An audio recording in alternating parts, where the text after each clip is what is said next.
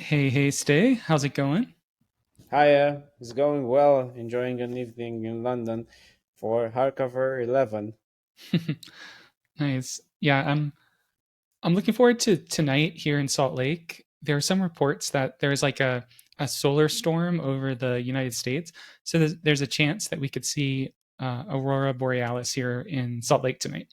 Oh wow, okay, yeah, that's pretty rare. Wow, Yeah, I've does it go? never Yeah, heard of it here. yeah, that's pretty weird. I mean, is it? I mean, Salt Lake's pretty up north, right? I mean, Uh, U.S. standards, but yeah, I have a feeling we're like more south than London, but I don't know. yeah, we had it. I mean, in the north of the UK a while ago, but yeah, nice. Well, you might be witnessing a very rare life event. That's cool. Yeah, but yeah, other than that, just enjoying the cherry blossoms finally blooming here, and even though it's like 40 degrees out, trying to start getting back outside for spring. Well, yeah, that's cool. Yeah, it's been pretty rainy over here as well, and yeah, good time to visit restaurants and stay inside. Went to a really nice French Japanese bakery this weekend, and Mm. yeah, got one of those shokupan uh, egg sandwiches. Mm. Good stuff. Yeah. Have you been watching Reluctant Traveler with Eugene Levy on Oh Apple? no, no. Okay, It's a good. good show. Yeah, he like goes to a different location in each episode. And in one of the episodes he goes to Japan, and he's like, my son, he said, you have to have an egg sandwich while you're in Japan. And so Nice. He was right. yeah. Oh yeah, I wrote that down. That sounds good. Yeah, I just watched Bodies over the weekend, Mm. which was like surprisingly like fun. Yeah, I mean Pete Yeah, Davidson. Yeah, nice. man. Yeah, I I just love the guy. What's his name? Lee Pace from Pushing Daisies and uh, like tons of other things. Like he was in Oh Avengers. yeah. Yeah, the Okay. yeah, Yeah. like the older guy who was kind of like a himbo in that. Uh-huh. Yeah. Yeah, Well, I don't want to offer any spoilers, but yeah, it didn't last long. yeah, yep, yeah. Great. Uh, we uh, we saw Spirited Away live show yesterday. Like they did for like Fathom events, they do this thing where they stream like the live performance where they did like a full stage show of Spirited Away, like full with like a cast of like 30, 40 people, orchestra and all that. So they streamed it to theaters around the world, and Wow. yeah, Okay. it was really good. It was like a full 3 hours. They did every single scene, basically shot for shot from the movie. Wow. Definitely recommend it. That's crazy. I have never seen one of those. Is it like where was like the main show? Was it like somewhere like Yeah, I think it was in Tokyo, and I think it's like an actual like one you can go and see, not just a special event, but like a running show, kind of like a West End or Broadway kind of thing. yeah. That sounds crazy. Yeah, it must have been really nice. Um, yeah. Other than Nice. that, what have you been up to hardcover wise lately? Well, I've been chipping away at the book page, and I've been doing some research for an upcoming thing that we're all preparing as a team to basically find a way to onboard authors to the network, which has been like really cool. I found this subreddit where self-published authors share tips and tricks, and I think self-published authors are a good source of like uh, telling us about what issues they want to solve on one end. So Yeah, I asked a question there. I opened the thread. I got like a lot of responses. I mean, first I had to clarify like which part of the publishing space we're actually trying to, yeah, help with, because we're not doing like anything pre-publishing, anything, related to how authors actually can get book deals or can get published or can publish on their own. But the other part where you actually have to find readers and sell your book, uh, with an agency or with an agent, well, that's pretty simple, because if you have a talented agent, of course you're going to sell the book through bookshops, you're going to sell the book through their network basically. But with self-published authors, it's good because I think they're like the baseline of, they have a book, they want to get it out there, they have to find readers. So there's no agent doing that for them. So I don't think there's like any network. I had like a lot of complaints about Goodreads, about authors publishing through Kindle, the Kindle publishing platform, and that's a huge mess. So yeah, I got a lot of like insights from that. Nice. Yeah, that any any takeaways on things that they like didn't like from Goodreads, or like what were some like the takeaways from it? Well, yeah, that was like, there were some really clear things that crystallized from that, those whole discussions, and I think one of the main things is that discovery doesn't even happen for their books, because one, there's a tagging system and uh, overall organizational like pattern that doesn't allow books that aren't pushed by the algorithm to be discovered. So that's that. I mean, they said that readers who wanted to find their books couldn't do so because it's just like so hard to actually find them, to go through all the tags. So if you have a list of 500 books, if you're 501, you're not gonna like get a lot of, yeah, get a lot of eyes on your book, which is like a pity, because there are so many like good books, I think, that if they were properly tagged and they were surfaced more, so that at least the curve equalizes, so you don't have like the popular books getting the most fame and the less popular books getting no exposure at all. If that curve was slightly, equalized, it would be way better, and I think we can do that through the feed, and just by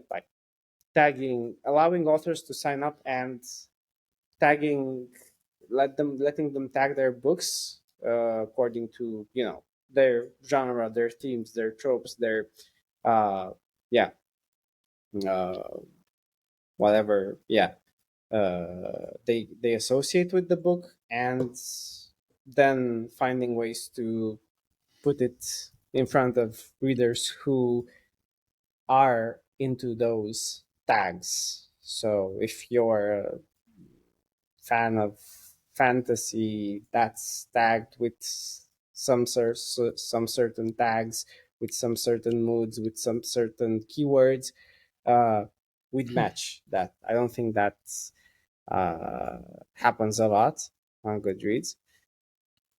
Yeah. So yeah, Okay. that was one thing, and there was Yeah, another. discovery.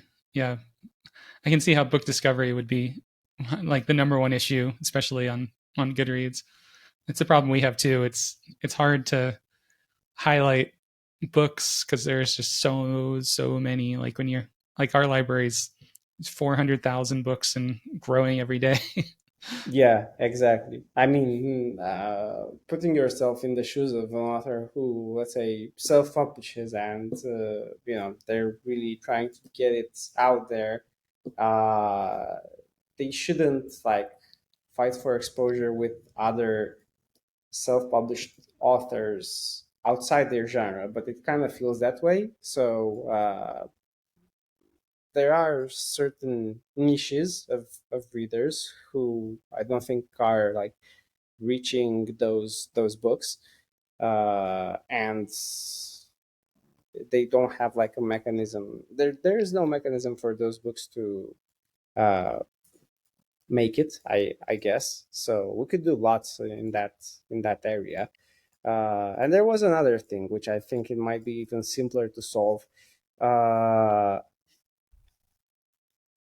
Authors that are self-published, indie authors, uh, they really want good reviewers for their books. So people that they can send pre-release copy to. I think they even had like a slang for that, or an acronym. Yeah, It was uh, arc yeah, art. copies, Yeah, advanced yeah, yeah, review yeah.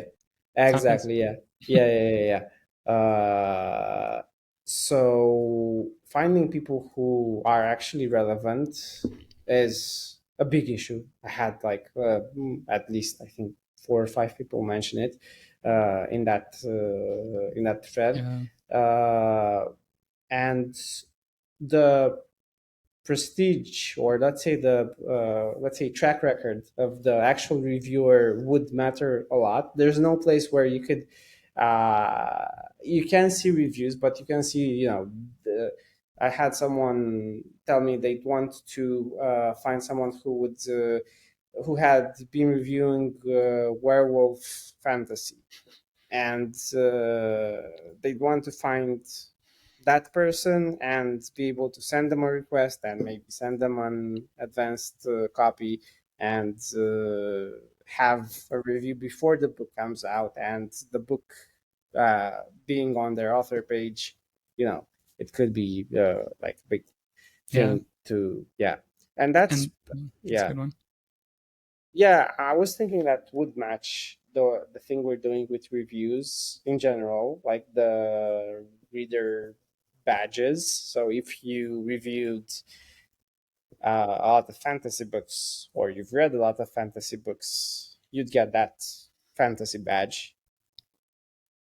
I'm wondering how it could be done so that you could actually find like these niches, like werewolf fantasy. Is that fantasy? Yeah, I think it's, Yeah, I think that yeah. would be a genre, or like a pair of genres, like if it's tagged with werewolf and fantasy. Mm, But then again, yeah. like if something is tagged with werewolf, would it always be tagged with fantasy? But I don't know, maybe not. Yeah, I mean, at least you could like, yeah, you'd find I mean, if you had people reviewing werewolf fantasy, I'm really hoping it's called werewolf fantasy and it's not like another genre. But yeah, let's call it werewolf fantasy. If uh, people have readers have been reviewing books tagged and tagging books with that, yeah, I think it's. I mean, it could be werewolf sci-fi or werewolf nonfiction or werewolf something else, but uh yeah, at least you'd see like the people who are like have the biggest prestige in werewolves, the biggest expertise. And yeah, yeah. That whole side of like being a marketplace for authors to be able to find reviewers. That one that one sounds like it definitely has potential. I've looked at a couple other platforms that do like that kind of pairing, and it's effectively like, yeah, it's paying people to review a book and give them a free copy. So it's a way for um, readers to usually make a little extra money or get free books, usually both, and authors to get their. But normally the places I've seen, like part of the contract is that they post their reviews to multiple places. Like you need to post a review to Amazon and to Goodreads and to mm, somewhere else. I worry that if we did that and it was just posting the review on hardcover, that might not have as much like benefit to the author as like an independent platform that's trying to get that review posted to Goodreads. yeah, that's true. Yeah, so the thing is now you want that posted to Goodreads, but at the same time, I think what's important is actually like establishing a connection with the reviewer, because I'm guessing then you could uh, ask them to do that. If I mean they would need, you would need some kind of like intermediation. I asked one of the authors who replied, how would they send that advanced copy? Would that be an ebook? And they said that they would want to use their own links, so nothing self-hosted by us or anything like that. So just a link that they can send the user and have some sort of agreements to, yeah, post that review somewhere. I'm guessing it could be that, or at least the intermediation, because they're gonna see the reviewer's email, and then I mean just facilitating that through hardcover, even if the review ends up in some other places, I think might be important. So just like uh yeah, being able to, even through our search, I mean we don't have to like something really like custom built for authors, but at least build the search in a way that if they search for people who are reviewers, maybe we can make the reader search show top reviewers in a genre first or something like that. Oh yeah, this yeah, all of those author features definitely there's so much we can do. Yeah, yeah, and this would mean repurposing a bit of our reader search, and bam, we've already got like a big incentives for authors to just search for readers. We don't like promise any contracts. We don't promise any like reviews, but just like find people who are willing to do that without maybe having to like pay for a service to do that, because that's a bit, I mean, for an indie author, I think it's pretty like daunting to have to, yeah, pay for a service. They paid for everything up to that point. If they pay for, like, yeah, there's other things that are more important. Yeah, there's I have a feeling like the more we learn about authors, we'll find like a lot of like different problems and issues they have, and yeah, I'm curious where this one's going to fall in like the all of the problems that we find out about authors that they want. Yeah, yeah, and uh, I guess the big one for like everyone that's mentioned, but, like they want something is having access to readers, so access to more users on the platform. Goodreads, I mean, for better or for worse, has like 100 million uh, users and moderators, and yeah, they've got lots of problems. Uh, Yeah, Kindle publishing, yeah, some said that the moderators there are like abusive, like actually abusive. They can like shut down your book if they don't like something, and they don't have like any rules that tell you what you have done wrong. So it's just like, won't publish your stuff. yeah, yeah.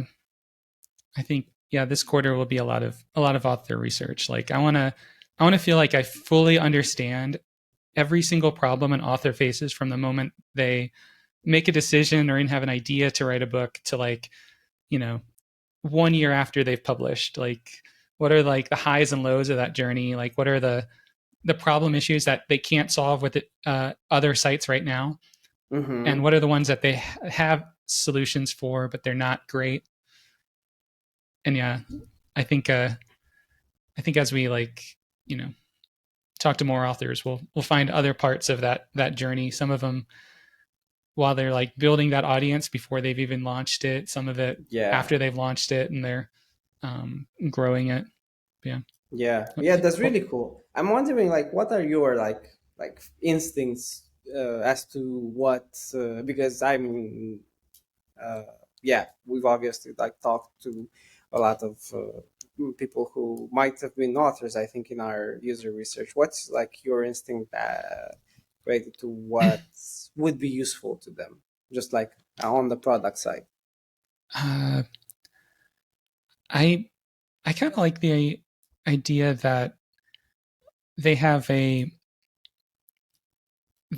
a strong connection to their reader audience, and figuring out how to make that, like, to build that relationship in a way that readers are coming back to hear from the author, and authors are able to basically have a microphone to their audience in a way that you can't on Twitter, or you can't on, you know, Facebook or something.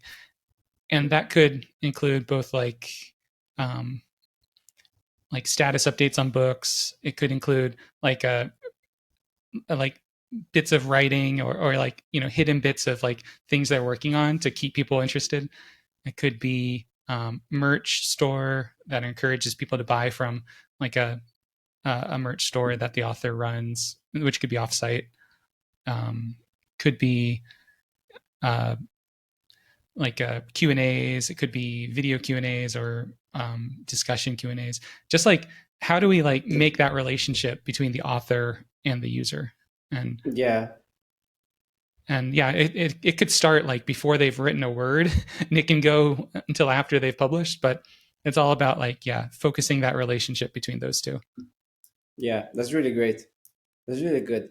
I'm wondering, what do you think would incentivize, let's say, authors that have like a little bit of clout to pick us as like a platform to, um, yeah, to uh, provide updates on?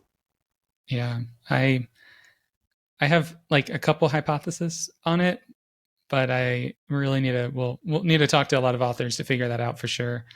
Like, I think a couple things are like right now, if you're using like Goodreads, you don't own your audience. Like, people can follow you on Goodreads, but if you stop using Goodreads, you lose that audience. So how do we let people build an audience that's not just on hardcover, but is like an audience for them? That could mean like allowing them to actually sign up for that author's mailing list, like outside Mm, of hardcover, or maybe have like a follow button on the author that doesn't just follow them on hardcover, but it follows them on their actual mailing list. nice. Okay, so we're actually Like, linking their mailing list, email to their mailing list, so they can, actually use those emails. yeah. And then like stats about readers that you can't get from just having an email sign up. Like, we can know, let's say, like age demographics of who's following you or who's reading your book. We can know the most popular authors and books that your audience is reading. We can know the pronouns that the people that read your book use, and we can know locations of people. So we could, like, if we can package that up in a, a group anonymized way that like lets authors feel like they know their audience in a way that you wouldn't be able to get from just a Goodreads, or from just having an email list. I think those insights into their audience could also be useful, or at least just interesting. I'm trying to figure out Hmm. how they go from interesting to useful. Yeah, that's really good.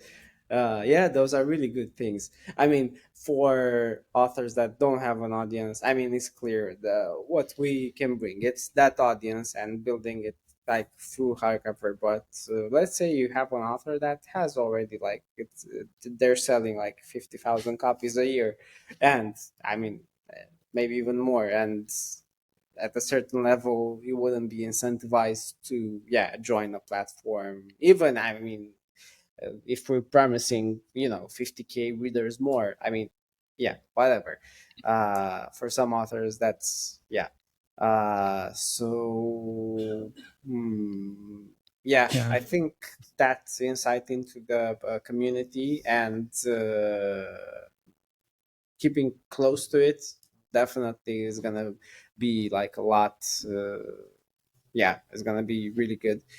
I also, I mean, a, a hypothesis I have related to this would be like making the place where they share updates like really nice visually, I guess. I think again, Letterbox does a really good job with onboarding like platforms like Mubi or They did like the HQ account for these platforms, and maybe that's like pretty similar because platforms can offer updates on Letterboxd, and I'm guessing they sign up, of course, because Letterboxd has 3 million users, maybe even more. I don't know. Uh, Mm. I think they were like close to four right now. I mean, they've gotten like huge.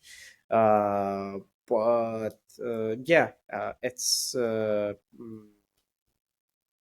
it's another like thing to take into consideration, like providing that space where it's nice. I mean, I see authors like showing updates probably like by their team, like, and we're talking about authors that like can actually like afford a team on Goodreads. And yeah, I mean, I don't have a feeling that it feels like special to like those authors to like share anything over there, like have uh, nice accounts where they can also share bits of, let's say, personal information, and maybe like fine tune the privacy as well, so that some info is only available to readers that are like at a certain level with the author. Let's say they've read like all the books and they've reviewed all the books Mm. in a series, and then they get something extra like fandom Um, bits or yeah, it's like yeah, that would be an interesting one to talk with authors about. It's like it's almost like having tiers of like a fan club, oh but yeah, exactly, yeah, exactly, yeah, it's like and maybe like at different tiers of a fan club, you get different access to different things, and yeah, to be determined for sure. yeah, yeah, there's a lot like that we can do for this like part of things, but yeah, answering that question is gonna be important. I don't really know like authors, what authors, what their behavior is like, or if they rather like share something on their official account but also have a personal hardcover account. That would be great. I mean, interacting even through an anonymous account, like having authors. I think the best case in my mind would be like having authors have some like semi-anonymous, like okay, we don't know if this author is really behind that account, but we suspect they are. Post on hardcover and engage with readers, and that's like also in the realm of discussions, like heavily, like how would they, yeah, relate to readers, like having that network. Yeah. Well, uh, let's see. Aside from author stuff, I've started on like the ability to like edit books and editions. I think it's gotten to a good spot. I'm curious to kind of get your thoughts on kind of where it is for now and Yeah, let's go for it. see. Yeah, Okay, I can share my screen here and I can kind of talk through how it's working. nice.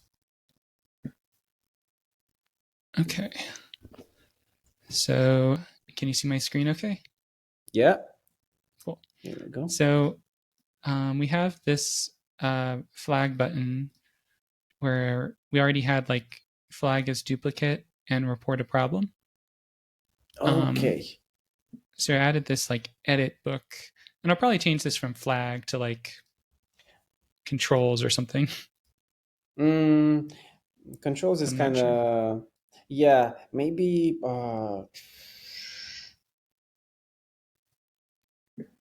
yeah, that's a tricky one because edit can definitely be in there, but we gotta find the name that's relevant for that button so people would know uh, how they can, yeah, actually access that. Well, I'm guessing, it's a first like one like discovery thing. They would just have to click that button to see that edit is in there, but just to make it like obvious, uh that is the reporting and the editing. Yeah, but Yeah. that's cool. Okay. And so this is kind of a very basic form for a book. For a book right now, the only things you can edit are like what edition we consider to be the default edition to use and what audiobook we consider to be the audiobook to use for it. So this is the bare minimum for starters. And then later on, we'll probably have ability to set this series here as well, because the series will be the same across all editions. Like this is the first book in this series. Okay. And for the other editions, how would you be able to edit those? Okay.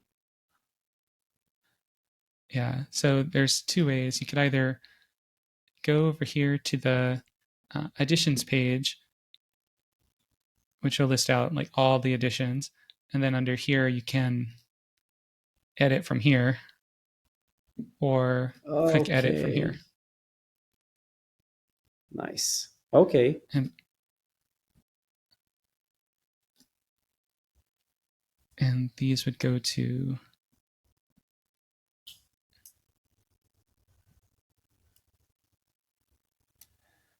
and I kind of put a really big box to make sure people know like you're editing an edition of this book. You're not editing like whatever book you happen to have of this book.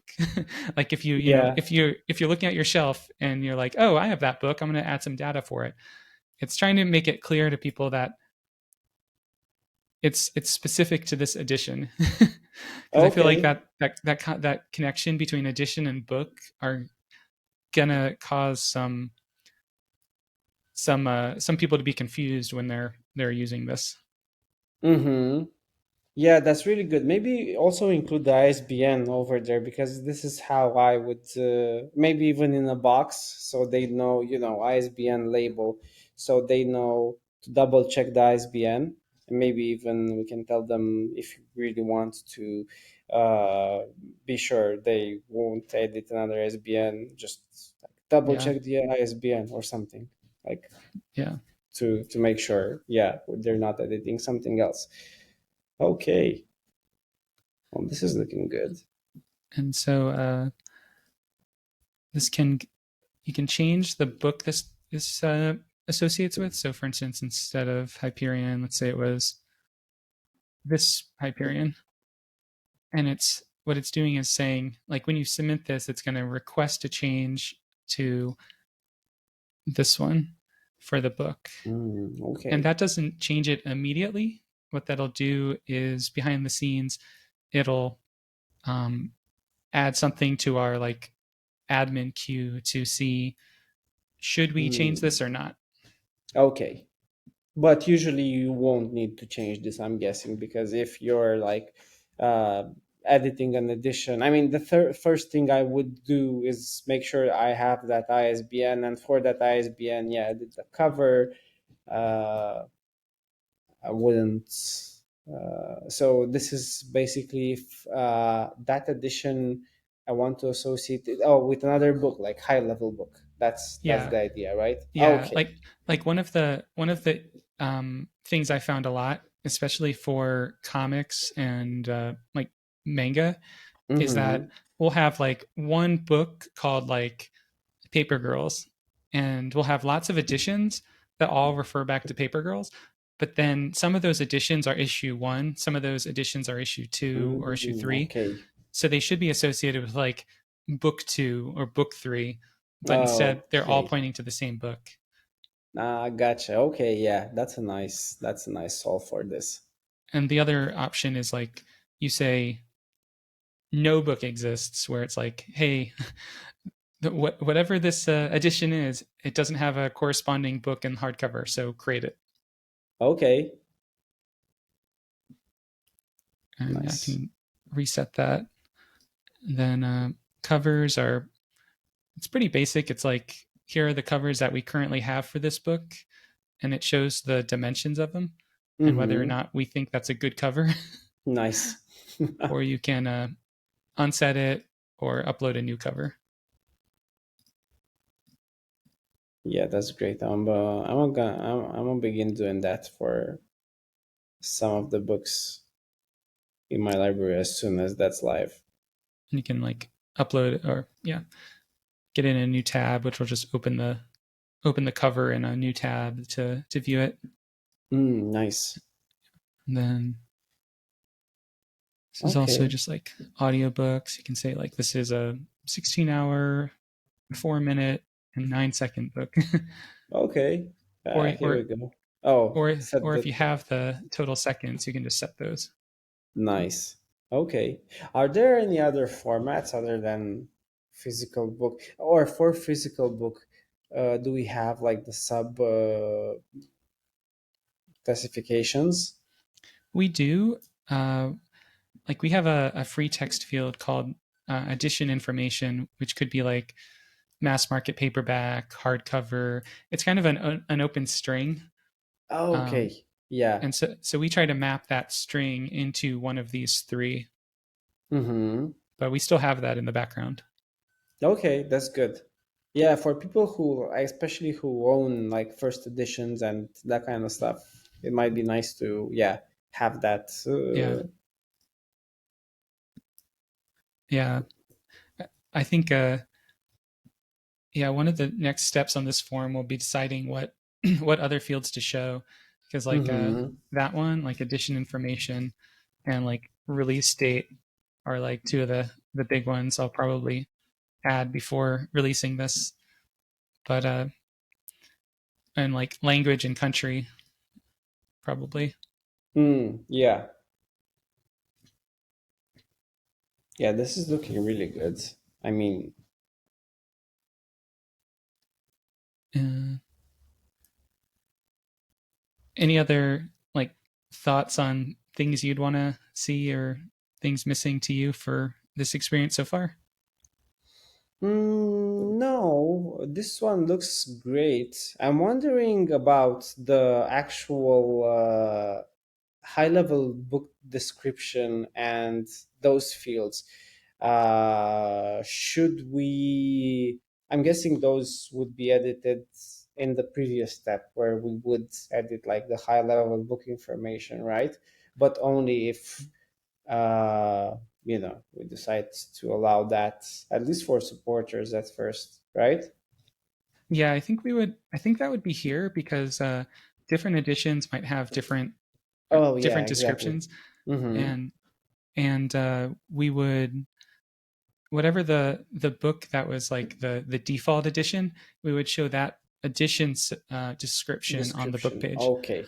And yeah, I was hesitant to add that here yet, mostly because I wanted to get like um, the descriptions from OpenAI first in, and then have those as kind of the starting point for subscription for descriptions.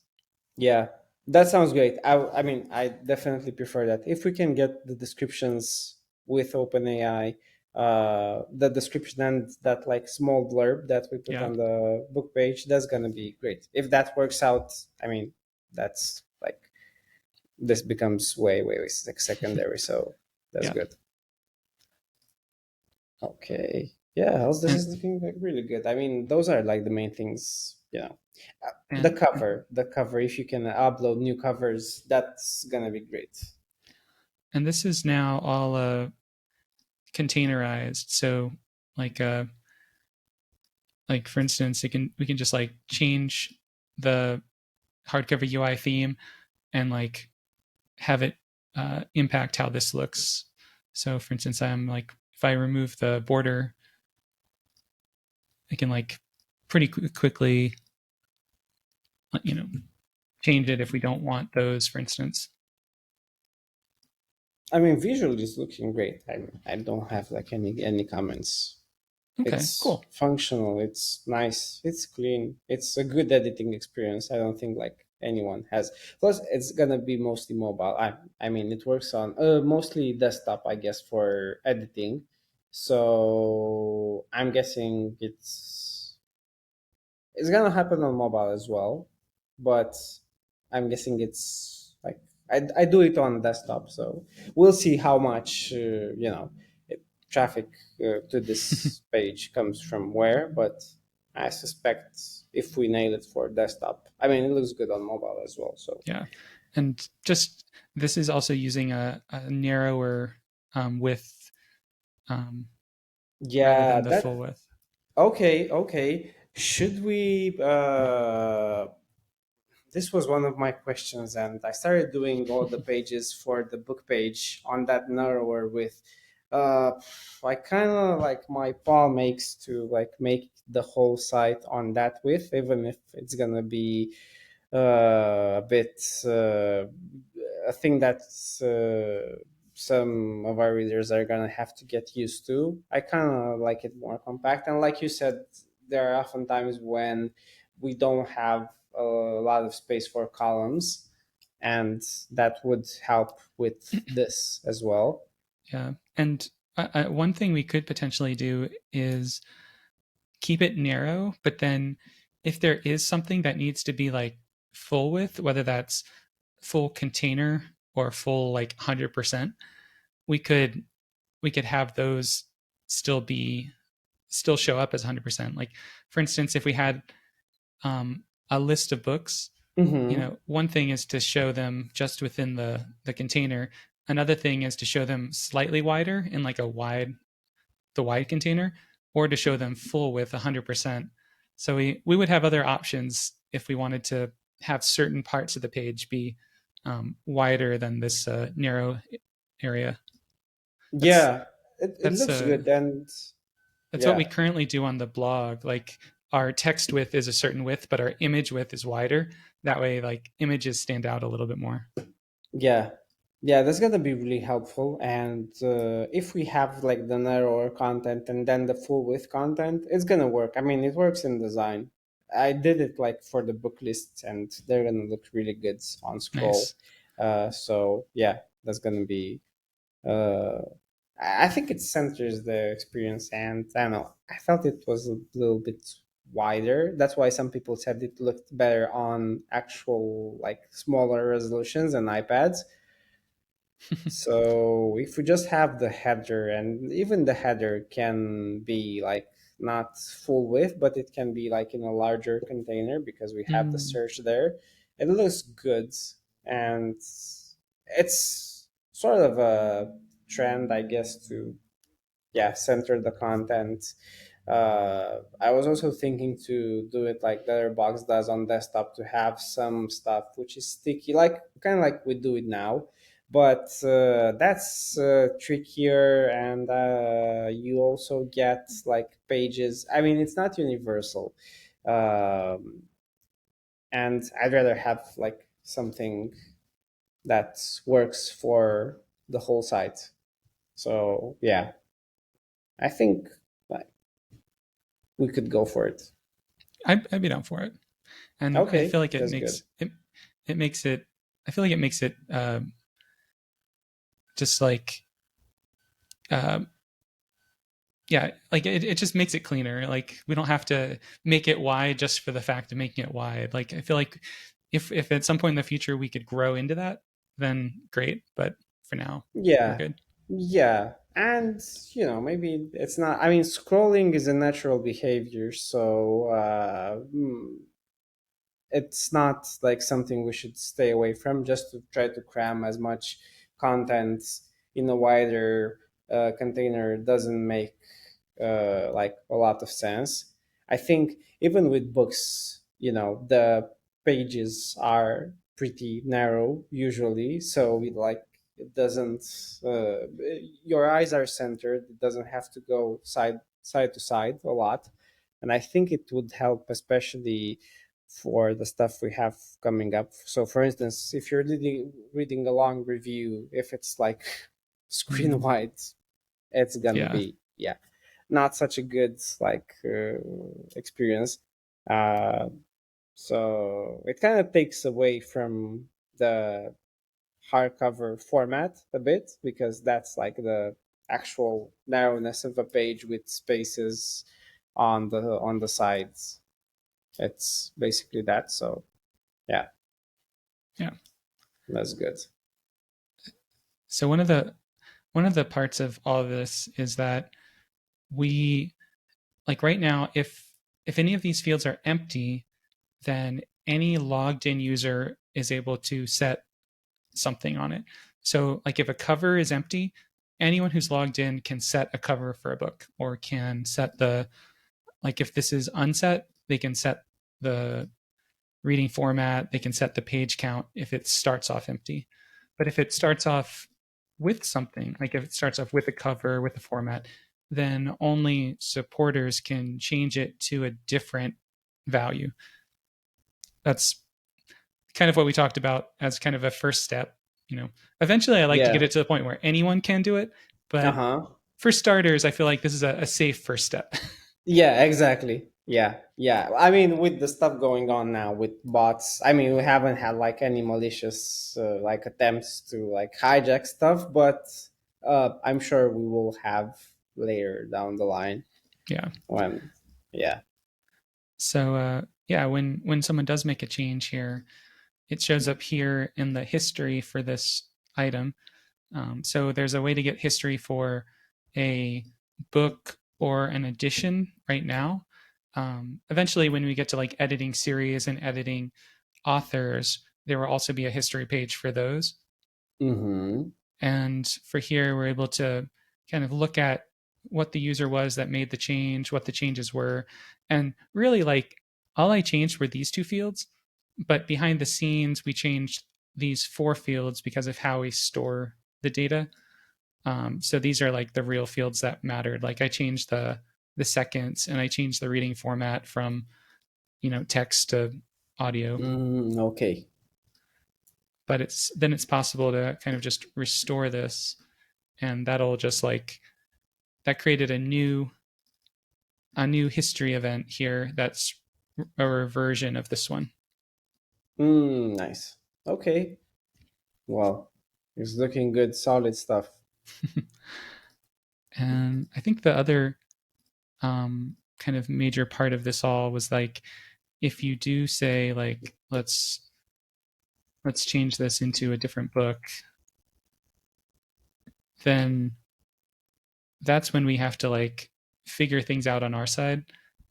And so we have this idea of like reports, um, and these are like anything that a user reports wrong with anything on the site. So like in this case, reported to be a different edition of the book, and that's what I'm working on now, is like that experience when someone reports an edition. um, Mm, nice. Okay. So you're trying to, I mean, it's still going to be editable from our backends, right? yeah. Uh huh. Yeah, and from our back end, we'll have to do a bunch of things. We'll have to like change all the reviews and lists and prompt answers and all that to associate with the new book if people were previously using that edition. So it's a lot of steps that happen when you say this book isn't, what this edition isn't part of this book. But Uh huh. yeah, and I think the last part of this was for all of these reports, as we're calling them, like whenever you see like a book or an edition, and you like report a problem with it, it comes over as a report that looks something like this. Like this Hmm. is this is me reporting the hardcover user, saying that they're doing something wrong. Oh, okay. And when this happens, like it's kind of like a ticket to our backend, but we didn't really have a way, or we don't really have a way to notify the reader of like the status of their report. So I was adding this part where like we can give a message, so like, okay, we handled it. and Nice. and when you do that, well, Ah. I'll fix that. But when you do that, what it's effectively doing is sending either an email or a notification to the reader, and then they'll see it like, we completed your feedback, and Oh, this will be nice. this can Yeah. be like the message we give to them. Yeah, that's really nice. Okay. So yeah, it's kind of a whole reporting admin system with user feedback, and it turned out to be a bigger project than I expected. But I feel like after this phase of it, we'll be able to kind of copy and paste this solution to add new fields to any form, to add the ability to edit prompts, or not prompts, series or authors as Mm-hmm. well. So it's laying the groundwork for all of it to kind of use the same system. Yeah, yeah. With additions, it throws like a hammer into the whole thing. It's incredibly like more complex than anything I've like. I, I could have imagined, and probably you could have imagined as well. Yeah, Yeah. and Um, yeah, there's a lot to it. it's a tough problem, but nearly there, nearly there. That's gonna be like really nice. Okay, well, this is looking great. I think I think that kind of covers most of this side. Yeah, and so by the end, people will be able to set the default editions for books, edit the basic things about editions, and then split editions into new or existing books. And those will kind of be the three major features. Nice. Um, Yeah, this is yeah, looking great. sweet. Yeah, I think I hopefully finish this up and ship this week. I think I just need to fix a couple broken specs and do that splitting action. Like when what happens on the Rails side when you actually when an administrator approves that split. Uh huh. But yeah, I think Okay. that'll be it. Yeah, it's getting close. Yeah, And then we can work on the book page. yeah. I really can't wait to work on the book page. Like all of this this like feels like data organization, like all of the Yeah. addition stuff, which I actually really love. Like like when it comes to like architecture and like database normalization and like data organization, it's something I'm really interested and passionate about. So it's been fun to work on this, but I'm getting antsy because when I see those book page designs you've been making, I'm like, okay, I really want to get that, get to that. Well, that's nice. Yeah, coming soon. Yeah, well, that's good to hear. I mean, there's like I know because I am the same with some stuff. I mean, that book data is like really really tough, and it's a different kind of fun than actual like uh, visual fun is always nicer, I guess. It's more immediate. Yeah, exactly. Yeah, more like instant gratification rather than long term stuff.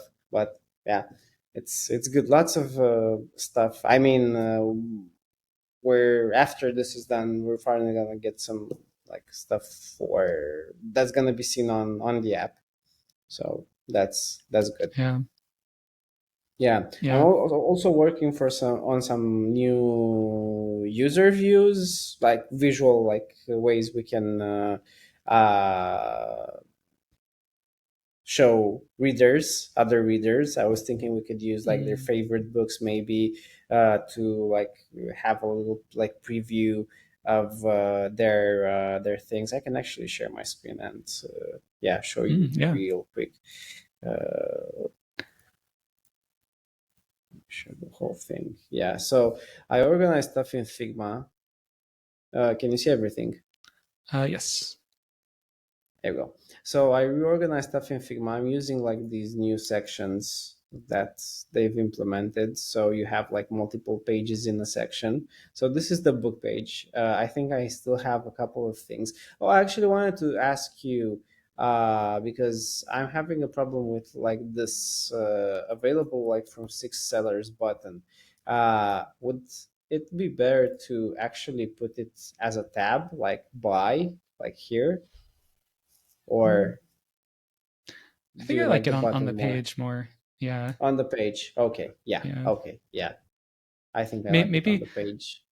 maybe if in the future we have like more elaborate details about the book, like here's a chart of its price over time, or like if like the buy experience was like its own experience, I could see that. But Okay, but if yeah, it's just like this, yeah, wait, like this. yeah, we can just show it in like a drop down and in the drawer for mobile. Yeah, yeah, that works. Okay, that's perfect. Yeah, so let's scroll down to the user reviews I was telling you about. This is the search. Where are they? Oh, here they are. So yeah, stuff like this.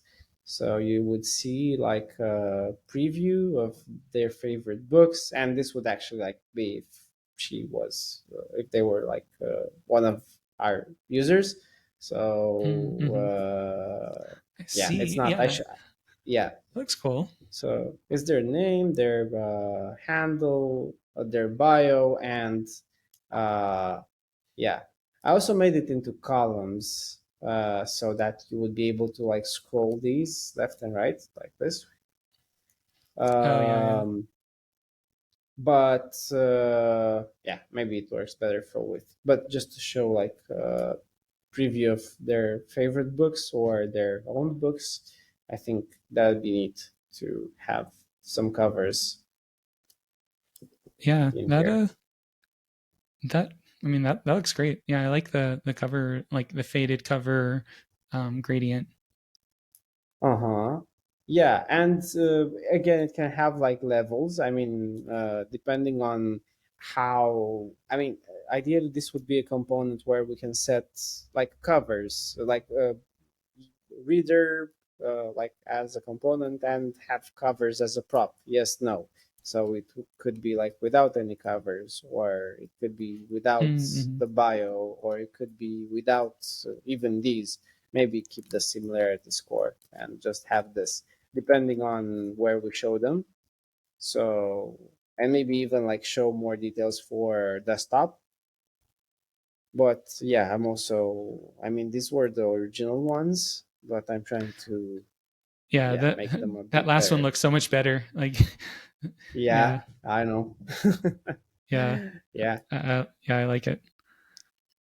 Yeah, it's Yeah, if we have components that we're gonna use throughout the site, like these lists, like for the full width lists that we can like plug everywhere, and for prompts we can have the rankings for uh, regular lists, or for series we can have these as well, and it can show like the current one.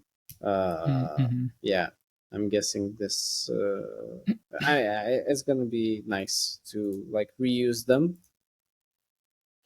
Yeah, yeah. I'm very much looking forward to some uh, normalization and cleanup on the front end for that. Hmm. Yeah, it's not hard. I mean, this is our library, luckily. We'll just have to like build, I guess, second level components. So these would be like primitives, and we could have like next level components based on them, like we do now, but just cleaner. Yeah, yeah. Okay, Sounds good. nice. Yeah, making progress. Cool. Well, want to call it there for the day? Yeah, of course. Let's wrap it up. Cool. Okay. Well, yeah. Thanks for the chat. I'm curious. Like by next week, actually, it's not next week. It won't be before our next hardcover live, but next Monday through Friday is a Vercel ship where they're potentially announcing the next version of Next.js. So I think Yes. that will determine whether we're able to use the new stuff for the new book page or not. So Yeah, we'll that's see. gonna be interesting. Hopefully, yeah. Fingers Yeah. crossed. Let's see. Okay. Well, We'll have a good one, everyone, and yeah, see you next talk to you week. later. See ya. Bye. Bye.